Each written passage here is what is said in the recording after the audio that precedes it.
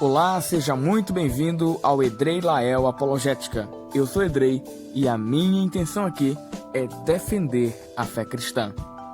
No dia 1º de março, tive a honra de participar de uma reunião virtual privada com um grupo de estudos bíblicos composto por algumas irmãs em Cristo que têm se interessado no estudo autodidata de teologia e apologética cristã. Na verdade, nada foi agendado previamente. Eu recebi o convite para discutir o fato de haver ou não consciência após a morte por uma delas. Foi então que, durante a noite, tivemos esse bate-papo muito proveitoso sobre alma, consciência e imortalidade.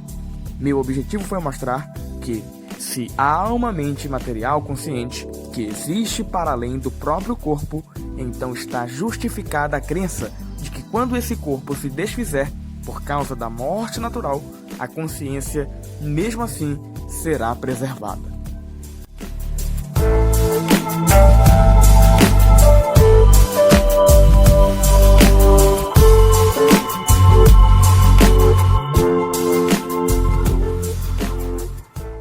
É necessário que eu faça algumas ponderações sobre minha própria fala, que fora tão espontânea e repentina como o evento onde ela se deu.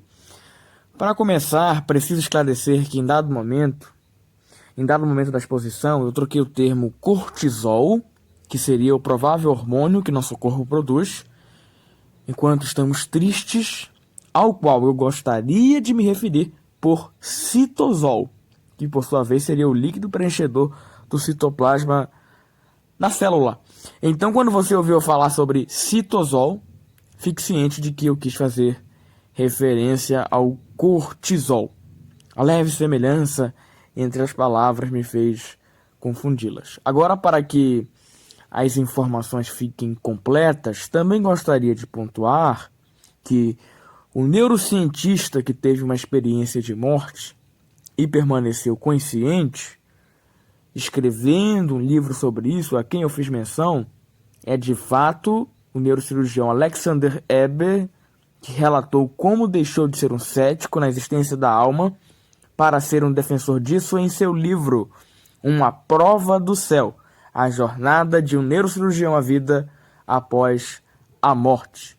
Já falando agora sobre o fato de existirem neurocientistas que são dualistas interacionistas, John Eccles seria um deles.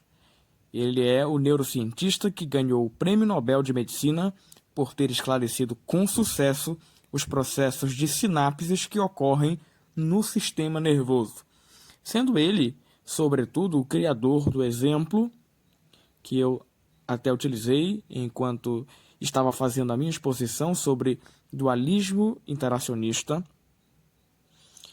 o exemplo da relação piano-pianista, para explicar a relação mente e cérebro.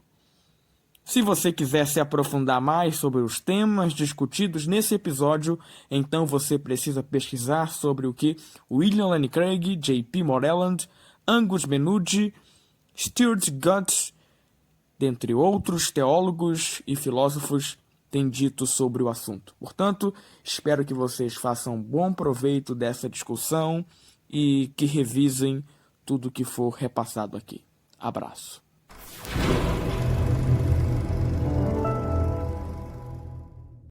Então, isso que eu quero que tu me explique, se verdadeiramente a alma continua consciente após a morte.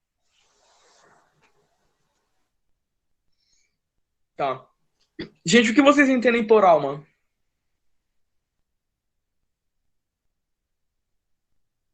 Uma coisa imaterial? É um bom conceito. Mas existem várias coisas imateriais, por exemplo, um objeto abstrato como um número também é imaterial. Então, isso não seria o suficiente para definir o que é alma. Mas a alma, que nem aqui diz, tem consciência. O número não tem consciência. Tem consciência, é verdade. Muito bem. Legal. É imaterial e tem consciência. É uma boa definição de alma. Vocês têm mais alguma ideia, gente? Podem falar. Então, nosso corpo, nós somos formados por corpo, alma e espírito, né? A alma é aquela que tem as emoções, que toma decisões. É isso? Tá certo também. Tá certo. Então, é algo imaterial, é o centro dos nossos sentimentos, né? Algo que também tem consciência, como a Amy falou. Basicamente, é o que nós pensamos mesmo. Legal. Mamica. Olha, eu dei um Google aqui. Uma alma é energia divina, é existente além da matéria, a partir de que você existe além da matéria, além do seu corpo. Aí ela deu uma analogia muito legal, que a alma é para o corpo aquilo que o astronauta é para a roupa espacial. Legal. Gostei. Isadora. Eu acho que seja um princípio vital, no caso, a vida, né? A alma é a vida. Legal. Sabia que ela deu um conceito de alma do Antigo Testamento? E é bacana isso. Porque a ideia de alma ela foi evoluindo ao longo da... não só da cronologia bíblica, mas também do contexto, da diferença de pensamento entre judeus e cristãos.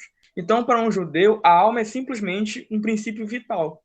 Então, a definição que a Isadora deu está bem de conformidade com o que os judeus pensam. E se você olhar o Antigo Testamento, é essa ideia que o Antigo Testamento traz. A alma no hebraico é nefesh.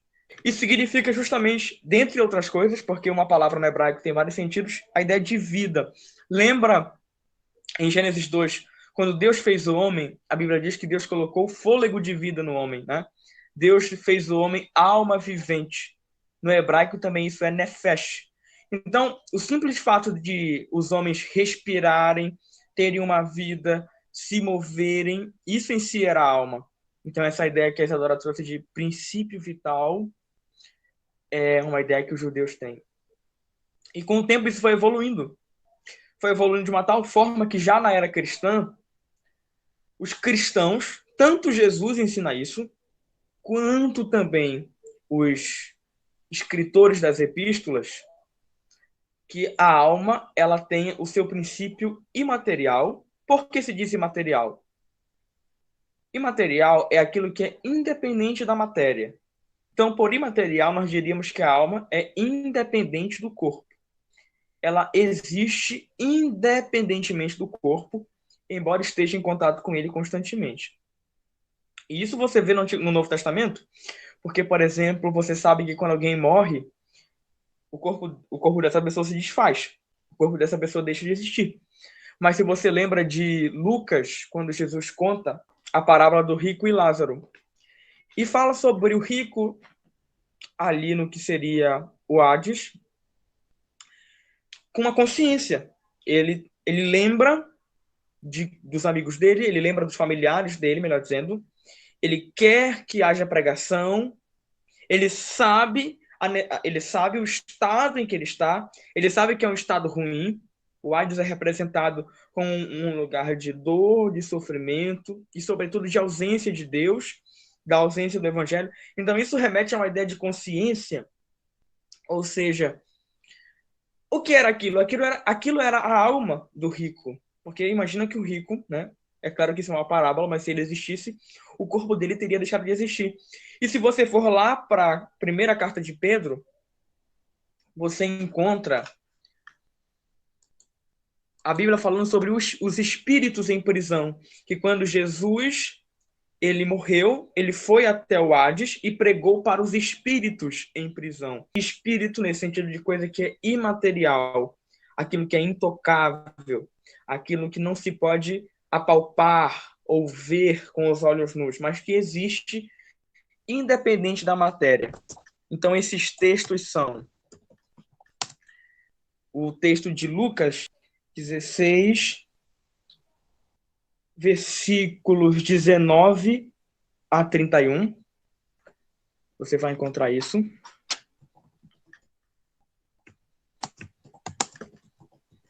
Eu tô fazendo essa digressão, essa recapitulação teológica, para poder entrar na parte filosófica, que é a parte do argumento em que eu vou argumentar em favor da alma.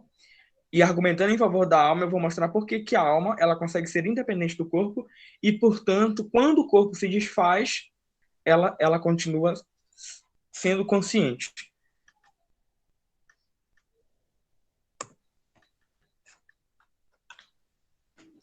E se você abrir em 1 Pedro, capítulo 3, versículo 19, você também encontra a Bíblia falando sobre isso, sobre espíritos em prisão em um mundo além desse, né? Em um mundo pós-morte. Então tá, esses textos mostram sobre a existência da alma no Novo Testamento. E agora entra a questão. Oi? Você pode repetir para mim a referência de Pedro? Vai Tá. 1 Pedro ou 2 Pedro? É 1 Pedro 3,19. Obrigada. De nada. Só para recapitular o que eu fiz. Eu mostrei qual era o entendimento de alma no Antigo Testamento, mostrei qual é o entendimento de alma do Novo Testamento portanto dos cristãos, e disse que a alma sobrevive ao corpo, seja no inferno, seja no paraíso, tendo consciência.